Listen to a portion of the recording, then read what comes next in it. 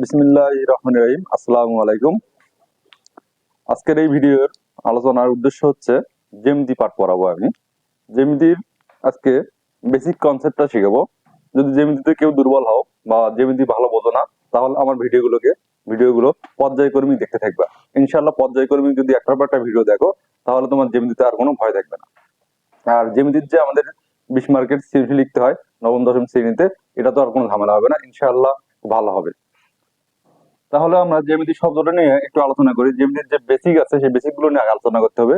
জ্যামিতির basic না পড়ে যদি আমরা জ্যামিতির উপপাদ্য করতে যাই, তাহলে দেখবো অনেকাংশে আমরা ব্যর্থ হব। এই জন্য আমরা জ্যামিতির যে বেসিক কনসেপ্টটা আছে এটা আগে ক্লিয়ার করে নেই। তাহলে জ্যামিতি শব্দটি যদি আমরা বিশ্লেষণ করি, তাহলে দেখা যাবে জ্যামিতি শব্দটি হচ্ছে ইংরেজি শব্দ জিওমেট্রি থেকে। জিওমেট্রি থেকে এই জিওমেট্রি শব্দটা হচ্ছে দুটো সিলেবালে বিভক্ত। জিওমেট্রি শব্দটা আবার এসেছে গ্রিক শব্দ জিও আর হচ্ছে মেট্রি। মেট্রি এসেছে মেট্রন থেকে, গ্রিক শব্দ মেট্রন থেকে। মেট্রন অর্থ হচ্ছে পরিমাপ, আর জিও অর্থ হচ্ছে ভূমি। তাহলে আমরা দেখলাম জ্যামিতি শব্দটির জ্যামিতি শব্দটির শব্দটির ব্যুৎপত্তিগত অর্থ ব্যুৎপত্তিগত অর্থ ভূমির পরিমাপ। ভূমির পরিমাপ। এছাড়াও আমরা অন্যভাবে বিষয়টা দেখতে পারি, সেটা হচ্ছে কেমন, যে জ্যামিতি বাংলা দিয়ে যদি আমরা বলি জ্যামিতি, জ্যামিতি শব্দটি দুটি শব্দাংশে বিভক্ত। একটি হচ্ছে জ্যা, অপরটি হচ্ছে মিতি। অপরটি হচ্ছে মিতি। তাহলে জ্যা অর্থ হচ্ছে ভূমি আর মিতি অর্থ হচ্ছে পরিমাপ। তাহলে এখান থেকে আমরা এটুকুই জানলাম যে জ্যামিতি শব্দটির উৎপত্তি কোথায় থেকে। জ্যামিতি শব্দটি গ্রিক শব্দ জিও আর হচ্ছে মেট্রন থেকে এসেছে। মেট্রন অর্থ পরিমাপ, জিও অর্থ ভূমি। তাহলে জ্যামিতির ব্যুৎপত্তিগত অর্থ হলো ভূমির পরিমাপ। আর জ্যামিতির বাংলা দিয়ে আমরা যদি শব্দটা ভেঙে দেখাই, তাহলে জ্যামিতি শব্দটি দুটো সিলেবাল বা দুটো শব্দাংশে বিভক্ত। একটা হচ্ছে জ্যা, অপরটি হচ্ছে মিতি। তাহলে যা অর্থ হচ্ছে ভূমি, মিতি অর্থ হচ্ছে পরিমাপ। তাহলে আমরা জ্যামিতির ব্যুৎপত্তিগত অর্থ দেখলাম ভূমির পরিমাপ। এখন আমরা দেখব জ্যামিতির আসলে সূচনা কোথায় থেকে, জ্যামিতির শাখা প্রশাখা কই থেকে এসেছে, কোন জায়গাটার থেকে আমরা বললে জ্যামিতি সম্পর্কে বিস্তারিত জানতে পারবো এবং বুঝতে পারবো। তাহলে জ্যামিতির প্রথমেই যেটা বিশেষ জায়গা আছে সেটা হচ্ছে বিন্দু। বিন্দু থেকে জ্যামিতির যত শাখা প্রশাখার সৃষ্টি সব বিন্দু থেকে। তাহলে বিন্দুটাকে আমরা তিনটে বিষয়ে নিয়ে আসতে পারি বিন্দু থেকে। একটি হচ্ছে রেখা, একটি হচ্ছে রেখাংশ, অপরটি হচ্ছে রশ্মি। এই রেখাকে দুটো ভাগে ভাগ করা হয়। একটি হচ্ছে সরল রেখা, অপরটি হচ্ছে বক্ররেখা। তাহলে এখন এই সরলরেখাকে দুই ভাগে ভাগ করা হয়। একটি হচ্ছে সমান্তরাল সরলরেখা, সমান্তরাল সরল রেখা, অপরটি হচ্ছে তির্যক সরলরেখা, তির্যক সরল রেখা। এই তির্যক সরলরেখাকে তিনটি ভাগে ভাগ করতে পারি। একটি হচ্ছে দুটি তির্যক সরলরেখা, অপরটি হচ্ছে তিনটি তির্যক সরলরেখা, আরটি হচ্ছে চারটি তির্যক সরলরেখা। দুটি তির্যক সরলরেখায় উৎপন্ন হয় কোণ, তিনটি তির্যক সরলরেখায় উৎপন্ন হয় ত্রিভুজ, আর চারটি তির্যক সরলরেখায় উৎপন্ন হয় চতুর্ভুজ। তাহলে আমরা কোণ দেখতে পারি, আমাদের মৌলিক কোণ আছে 9টি। একটি হচ্ছে সমকোণ, সূক্ষ্মকোণ, স্থূলকোণ, সরল কোণ, প্রবৃদ্ধ কোণ, সন্নিহিত কোণ, পূরক কোণ, সম্পূরক কোণ, একটি হচ্ছে বিপরীত কোণ। আমরা জ্যামিতি পড়তে গিয়ে, উপপাদ্য করতে গিয়ে আমরা মোটামুটি এই 9টি মৌলিক কোণকেই দেখতে পারবো। আর এই মৌলিক কোণ সম্পর্কে আমাদের বিস্তারিত আমরা শিখতে হবে ইনশাআল্লাহ। একটার পর একটা ভিডিওতে আমরা এগুলো শিখবো। তাহলে এখন দেখো এই ত্রিভুজকে আবার দুটো ভাগে ভাগ করা হয়। একটি হচ্ছে বাহুভেদী ত্রিভুজ, অপরটি হচ্ছে কোণভেদী ত্রিভুজ। বাহুতে ত্রিভুজ তিন প্রকার, একটি হচ্ছে সমবাহু ত্রিভুজ, এটি সমদ্বিবাহু ত্রিভুজ, এটা হচ্ছে কি বিষমবাহু ত্রিভুজ।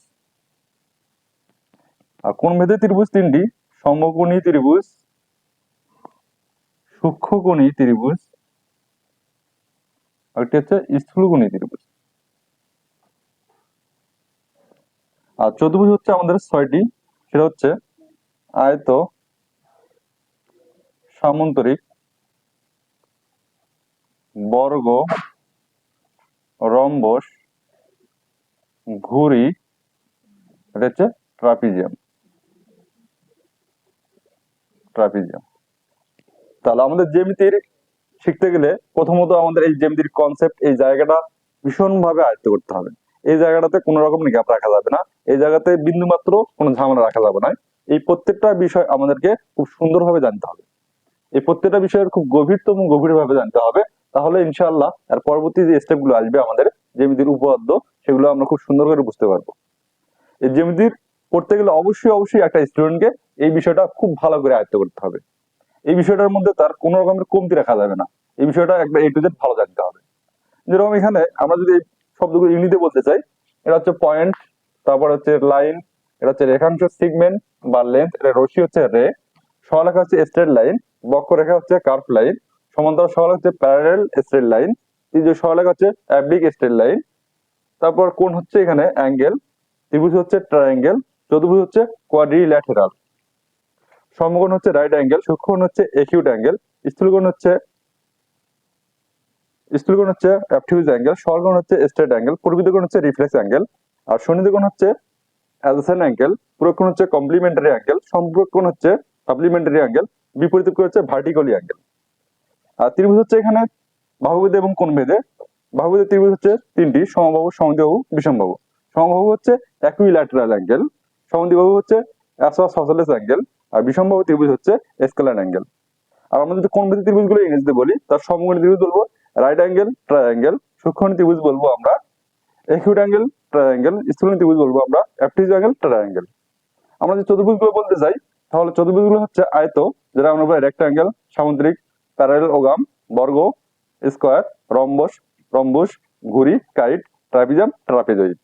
তাহলে এই শব্দগুলো যেগুলো আমি বললাম এগুলো ইংরেজি, এগুলো যদি আমরা বাংলা লিখতে পারি একটু, বাংলার সাথে সাথে আমরা এগুলোর ইংলিশ শব্দগুলো মুখস্থ করে ফেলবো। কারণ অনেক সময় দেখা যায় আমাদের প্রশ্নগুলোতে এই বাংলাগুলোর ইংলিশ শব্দ ইউজ করে, যেগুলো দেখলে আমরা বুঝতে পারবো না। পয়েন্ট, এই পয়েন্টকে তিনটে ভাবে নিয়ে আসতে পারি আমরা। একটা হচ্ছে রেখা, যেটা ইংলিশে বলবো আমরা কি লাইন, এটা হচ্ছে রেখাংশ, যেটা ইংলিশে বলবো আমরা সিগমেন্ট, সিগমেন্ট বা বলতে পারি আমরা কি লেন্থ, আর একটা বলবো আমরা কি রে, রে মানে রশ্মি। তাহলে এই লাইন অর্থাৎ রেখা, রেখাকে দুই ভাগ করা হয়, এটা হচ্ছে সরলরেখা, এটা হচ্ছে বক্ররেখা।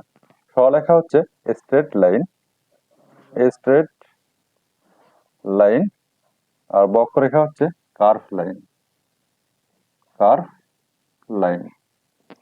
এই সরলরেখাকে আবার দুই ভাগে ভাগ করা হয়, একটি সমান্তরাল সরলরেখা, ওটি হচ্ছে তির্যক সরলরেখা। সমান্তরাল সরলরেখা হচ্ছে parallel, parallel straight line, parallel straight line, আর তির্যক সরলরেখা হচ্ছে oblique straight line, oblique, oblique straight line, oblique straight line. তারপর আমরা এই তির্যক সরলরেখাকে তিনটি ভাগে ভাগ করতে পারি, একটি হচ্ছে দুটি তির্যক সরলরেখা, একটি হচ্ছে তিনটি তির্যক সরলরেখা, আর একটি হচ্ছে চারটি তির্যক সরলরেখা। দুটি তির্যক সরলরেখা উৎপন্ন হয় কোণ, যাকে ইংরেজি করে আমরা বলবো অ্যাঙ্গেল। অ্যাঙ্গেল হচ্ছে 9টি অ্যাঙ্গেল আছে। আর ত্রিভুজ যেটা হচ্ছে সেটা আমরা পরেই পড়ি, আগে কোণটাই শেষ করে দিই। অ্যাঙ্গেল, অ্যাঙ্গেল হচ্ছে 9টি, মৌলিক অ্যাঙ্গেল হচ্ছে 9টি, বেসিক অ্যাঙ্গেল বা মৌলিক অ্যাঙ্গেল, মৌলিক কোণ হচ্ছে 9টি। একটি হচ্ছে সমকোণ, যেটা বললাম হবে রাইট অ্যাঙ্গেল, রাইট অ্যাঙ্গেল। তারপর আমরা বলবো সমকোণ, এরপর আমরা সূক্ষ্মকোণ, সূক্ষ্মকোণ হচ্ছে একিউট অ্যাঙ্গেল, একিউট অ্যাঙ্গেল। স্থূলকোণ হচ্ছে অবটিউজ অ্যাঙ্গেল। তারপর আমরা সহকোণ হচ্ছে স্ট্রেট অ্যাঙ্গেল, স্ট্রেট অ্যাঙ্গেল। তারপর হচ্ছে পূর্ববৃত্ত কোণ হচ্ছে রিফ্লেক্স অ্যাঙ্গেল, রিফ্লেক্স অ্যাঙ্গেল। তারপর আমরা করবো সন্নিহিত কোণ, যেটা ইংরেজিতে বলা হয় অ্যাডজাসেন্ট অ্যাঙ্গেল, অ্যাডজাসেন্ট অ্যাঙ্গেল। তারপর হলো পূরক কোণ, যেটা বলা হয় কমপ্লিমেন্টারি অ্যাঙ্গেল, কমপ্লিমেন্টারি অ্যাঙ্গেল। তারপর বলবো সম্পূরক কোণ, যেটা বলা হয় সাপ্লিমেন্টারি অ্যাঙ্গেল। তারপরে আমাদের শেষ যেটা angle, vertically angle, vertically opposite angle, opposite angle. এই হলো আমাদের মৌলিক কোণ 9টি। তারপর আমরা দেখবো ত্রিভুজকে যে দুই ভাগে ভাগ করা হয়েছিল, একটা বাহুভুজি ত্রিভুজ, একটা হচ্ছে কোণভেদী ত্রিভুজ। বাহুভুজি ত্রিভুজ তিনটি, একটি হচ্ছে সমবাহু, সমদ্বিবাহু, বিষমবাহু। সমবাহু হচ্ছে ইকুইল্যাটেরাল অ্যাঙ্গেল, ইকুইল্যাটেরাল, ইকুইল্যাটেরাল অ্যাঙ্গেল, ইকুইল্যাটেরাল ট্রায়াঙ্গেল, ট্রাইঅ্যাঙ্গেল মানে সমবাহু ত্রিভুজ। তারপর আমরা বলবো সমদ্বিবাহু ত্রিভুজ, অ্যাসোসেলেস, অ্যাসোসেলেস। তারপর বিষমবাহু ত্রিভুজ হচ্ছে স্ক্যালেন।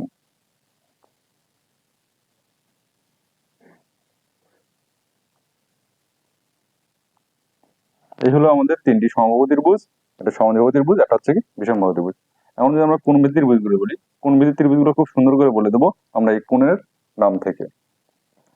এই কোণের নামে এখানে বলা আছে রাইট অ্যাঙ্গেল, তাহলে এখানে আমরা বলবো right angle triangle, right angle triangle, right angle triangle. তারপর আমরা অনুরূপভাবে বলে দেবো একিউট অ্যাঙ্গেল ট্রাইঅ্যাঙ্গেল। তারপর বলবো আমরা কি অবটিউজ অ্যাঙ্গেল ট্রাইঅ্যাঙ্গেল। তারপর বলবো আমরা কি acute angle, acute angle triangle. তারপর বলবো অবটিউজ অ্যাঙ্গেল, অবটিউজ অ্যাঙ্গেল ট্রাইঅ্যাঙ্গেল। এই হলো আমাদের ত্রিভুজ 6টি। এখন আমরা যদি চতুর্ভুজগুলো বলে দিই, একটু মুছে দিচ্ছি। চতুর্ভুজগুলো হচ্ছে